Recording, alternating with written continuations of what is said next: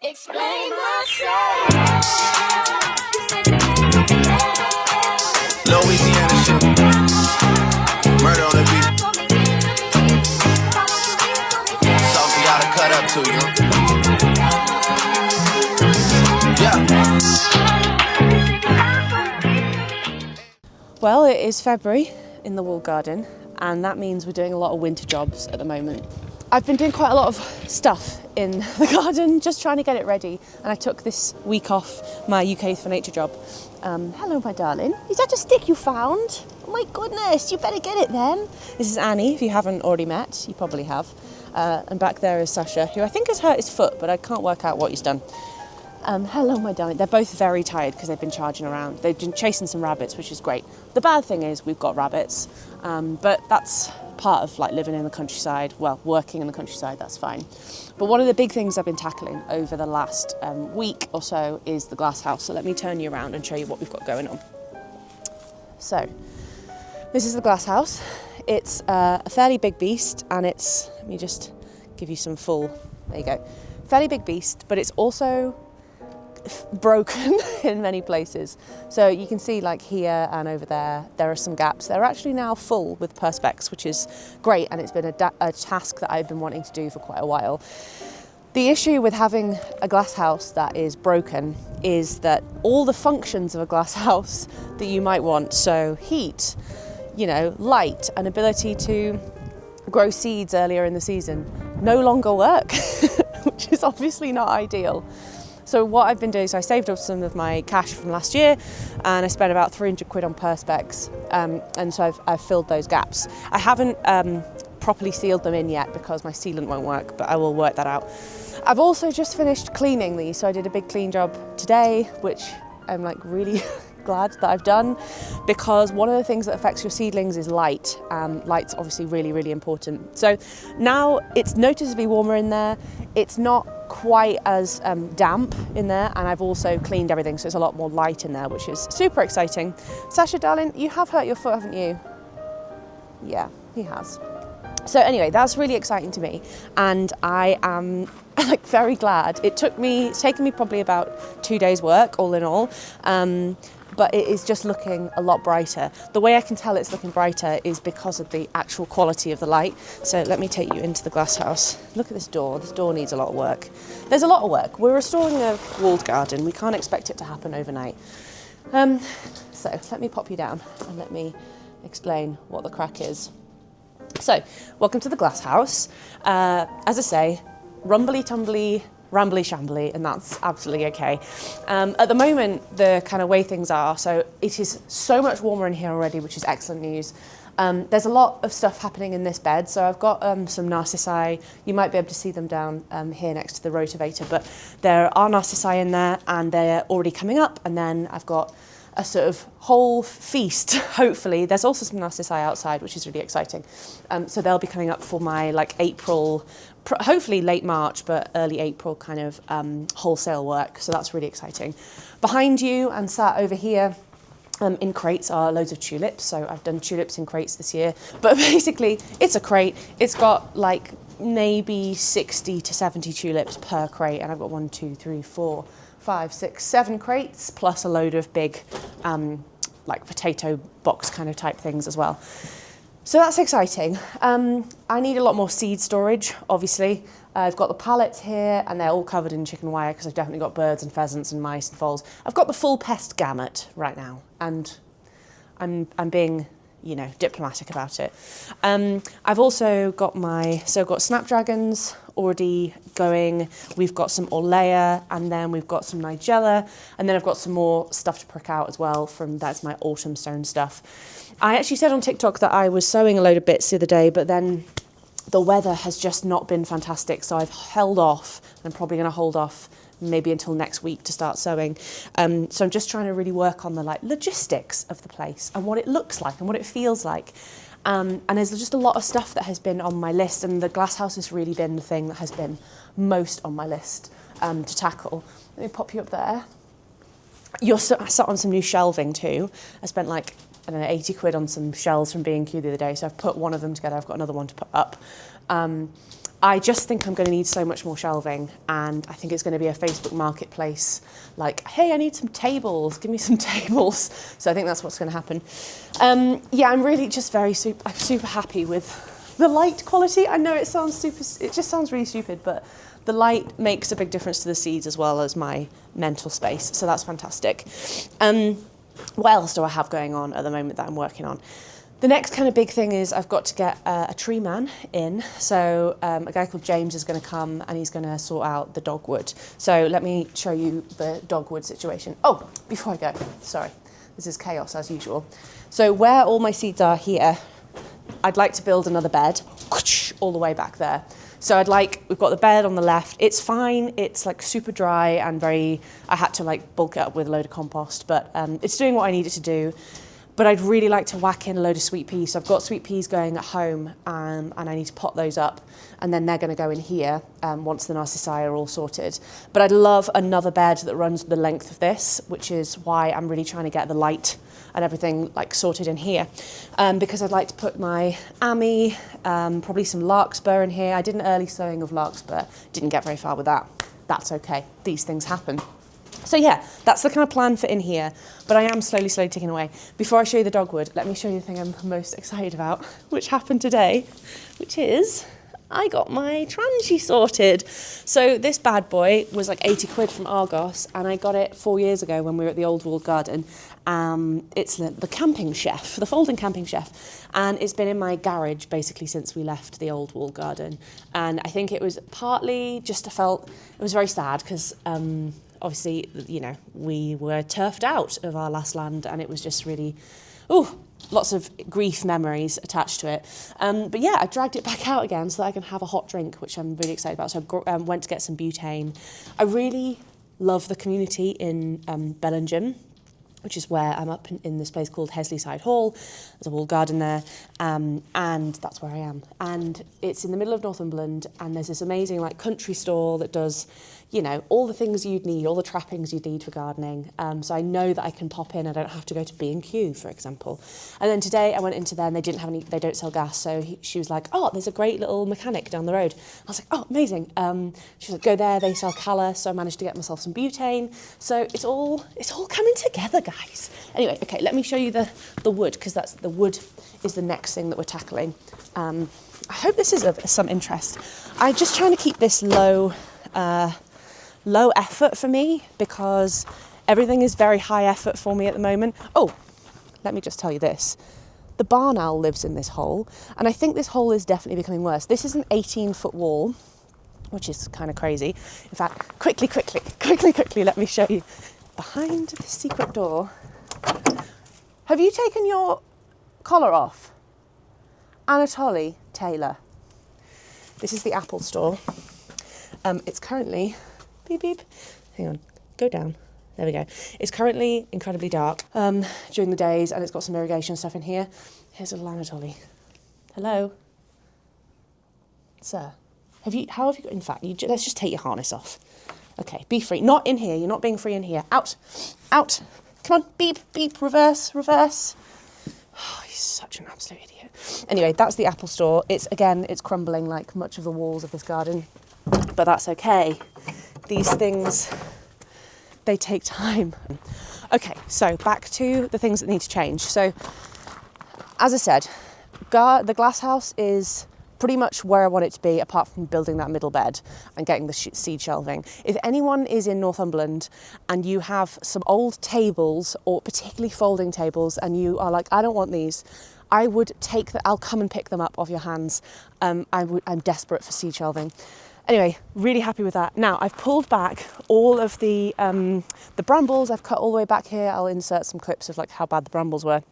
But I've pulled all that back, and I am going to be, I think I'm going to plant this up with Phycelia, which is a cover crop.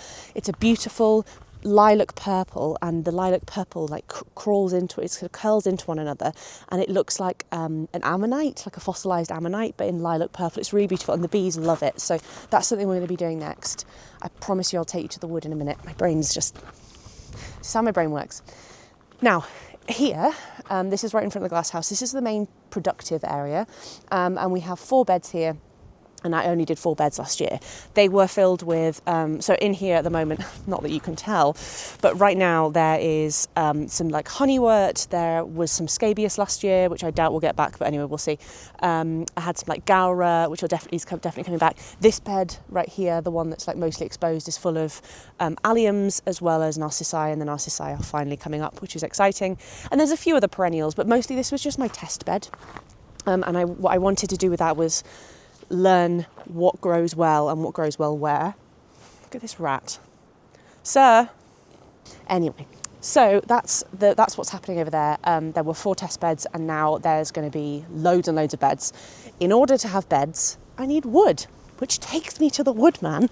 So right here along this wall, so this is the back wall, the 18-foot wall that I was telling you about, it's absolutely filled to the brim with dogwood. And before all the birds start nesting in the dogwood, I need to take this out by about half. So let me just give you some context as to how much dogwood there is. That's the dogwood, and it goes from here all the way almost to the glass house. Now, this is just not productive for me, but at the same time, I think it might be structurally holding up that wall a little bit. So what I plan to do, because I want to keep lots of different types of habitat in this wall garden, because it should be always a balance between cut flower production and like nature, because as I have said many a time, it's a whole ecosystem, and the ecosystem needs to function. And in order to have the right pests, I need the right predators and the right prey. So this guy is coming back to probably about here, and we may have to bring a digger in to dig it out. Dogwood is just like one of those ones that keeps going and going and going. And then if you come with me here, so this is right in front of the main gate. So this is where everyone comes in. Annie is just demonstrating that for you now. This is where you come in, and right in front of the gate is this downed apple tree. Now, it is a lovely apple tree. Let's see if I can perch you. This is a wisteria. I hope you're not getting, I almost said seasick. I hope you're not getting seasick from this video. This is a beautiful wisteria. I do need to do some chopping back, but one thing at a time. The wisteria I don't use for flower farming, so, you know, it's like one thing at a time, lads. Is that going to stay? Oh my God, babes, yes. Okay, cool. So this is obviously a lovely apple tree. In fact, I'm not going to go up that way. I'm going to go up this way. She's really beautiful, and she is actually still alive, but she is also dying, unfortunately, and she's not producing any fruit anymore. And this is the entry point to the walled garden, which if I haven't said, I think I have, but if I haven't, it's like 2.2 acres, so it's a big walled garden, and it's shaped like this. So it's not your perfect square. It's like a big trapezoid.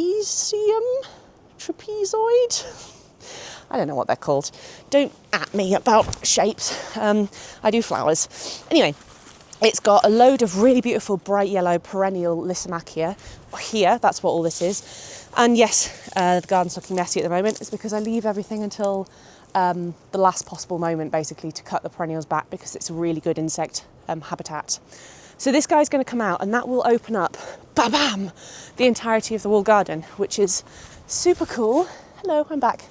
In terms of the visuals, and also gives us a lot to think about in terms of what we might want to plant in here, because it's very yellow.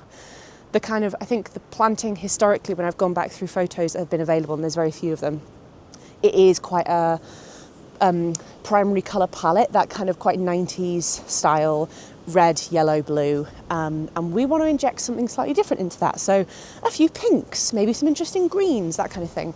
And this is gorgeous at the moment. This pathway goes all the way down to the bottom, obviously, and it's filled with snowdrops, which is lovely. So the woodman is coming, and we will be taking out this lovely tree here, and then there's like a downed branch, and then that tree down here, where has he gone? That tree there is a really lovely apple tree, heavily laden with some of the best, most delicious apples ever. I had some amazing apple crumbles last year. That's still going. She's actually still quite happy. So my lovely friend Rois, who is, funnily enough, a cider maker and apple grower, he is going to come, and we're going to see if we can pollard that tree, or even pull it back up and rescue it, basically, because I want to do, there's some really ancient apple trees. All of these guys are apples down the centre. Let me show you the centre. I feel like this is the the most beautiful part of the garden. And it's just full of, again, the same kind of perennials. We've got crazy mare's tail, by the way, but that's fine. But it's a really beautiful central rung, and the apples, as I said, are all old varieties, quite rare varieties, I'm led to believe, so want to restore those as much as we can. And as you can see, we had a big part of that branch come down, so I'm just going to get that chipped. The reason we're doing all of that is because I want all my paths to be wood chipped this year. Where is your brother gone, darling? Do you want to go off? Come here. Sorry, let me just let the big guy off. Are you okay? Are you all right? Have you hurt yourself? Was it chasing that rabbit? I love you, my son. Right, are you getting up?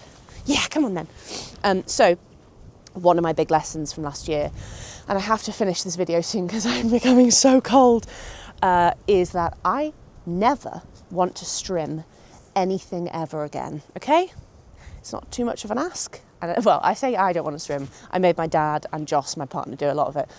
But these paths are, they're too wide, so I need to extend the beds a little bit. And they'll be all the way along there where the polytunnel will be, which is fab.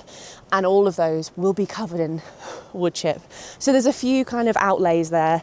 Let's maybe pop you up here. See how you feel about that. There we go. So there's quite a few outlays left for me to make. Beyond the like £8,000 of a polytunnel, which I haven't paid yet. That's okay, that's what credit cards are for. And the seed order, which is probably going to be about, I don't know, 400, 500 maybe, we'll see. And all of the wood chip and I've got to pay my woodman. So there's obviously, this is quite an expensive time of year, which is difficult in the winter because you're not making any income, or I'm not making any income from the garden at the moment.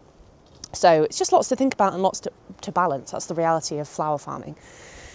Anyway, this is a really impromptu YouTube video. So let me know if you like this, if you'd like this kind of slightly more freestyle, long form content. I guess it's just a little update on where I am and where I want to get to and how I get there. So I'm really happy to make a few. Maybe I could do some vlogs as well for weddings. They're always really like high intensity. But I'm also doing wholesale orders this year, which again, super excited for. So I've got a wholesale weekly sanding order at the moment. Fingers crossed that'll be good and continue in Durham. So if you happen to live in or near Durham City, you'll be able to go and get Friday flowers from April 11, which is a little shop down near the river in Durham City. So yeah, it's all looking like really positive. I'm trying to be super brave this year with money and taking financial risk, because I would say I'm quite a risk averse money person. I'm not a massively risk averse doer. Like, I'm happy to leave a job and jump into something else. But when it comes to money, it scares me because I don't have much of it. And so, yeah, it's a lot of kind of relying on, hello boys, come here, you big stinky boys, what's happening? There's a lot of... Oh, my lads, I love you. I love you so much. And you both smell. What's happening? Right, let me through. Get out of here. So yeah, for God's sake, they're running around too much and they're hurting one another. I'm going to finish off this job, so I've got to just clear this wood pile, and then I'm going to start moving some of that compost. And then, yeah, we're done. This has been like 20 minutes, so if you stuck around, thank you. Let me know what more stuff you want. And until next time, mwah. Like, glad to be here. This was easier than I thought. I could do this. You'll see me again. Okay, bye. Mwah.